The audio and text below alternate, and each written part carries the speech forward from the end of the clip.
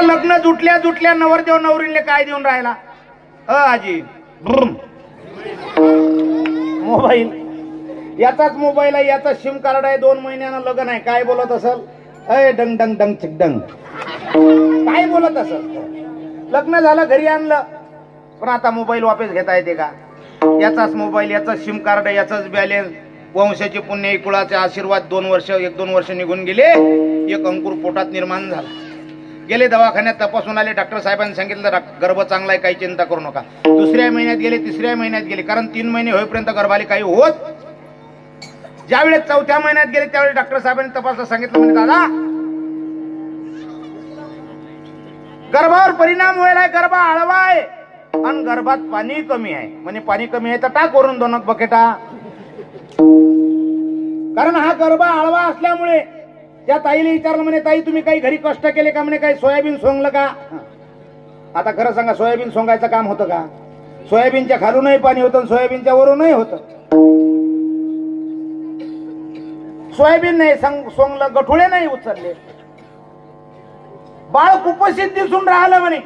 आता तुम्हाला कशाची गरज आहे आरामाची आराम साधा नका करू पलंगावर बसा आणि सासूले पाणी मागा जेवायचं असेल तरी पलंगावर बसूनच जेव्हा अजिबात खाली उतरू संडासले जायचं असेल तर मग जा 5 महिने 6 महिने 7 महिने झाले 9 महिने 9 दिवस झाले डॉक्टरना दिलेल्या तारखेवर लेकरू बाहेर आलं नाही 3 दिवसापासून आमची ताई भरती आहे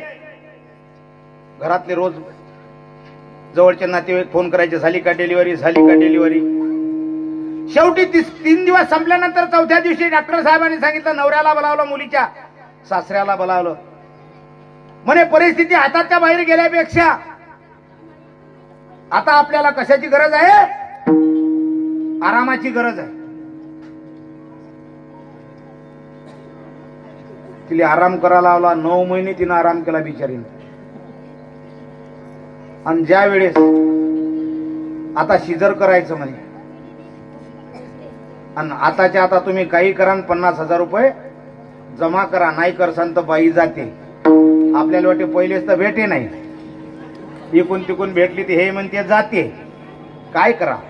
सोयाबीनले भाव नाही कापसाले भाव नाही कशालेच भाव नाही वेळेवर पैसे नाही काय करावं काही समजून नाही राहिलं पण काही महिला मंडळी गावात खूप हुशार होते आपण त्यांना दाईन म्हणत होतो ते म्हणे काही नाही आपल्या इथं विठ्ठल रुक्मिणीच्या मंदिरातला अंगारा लाव आपल्या गावची दिंडी पंढरपूरला जाते आणि त्या दिवसापासून पंढरपूरचा विठोबा राय सुद्धा आपल्या गावात 4 महिन्यासाठी येते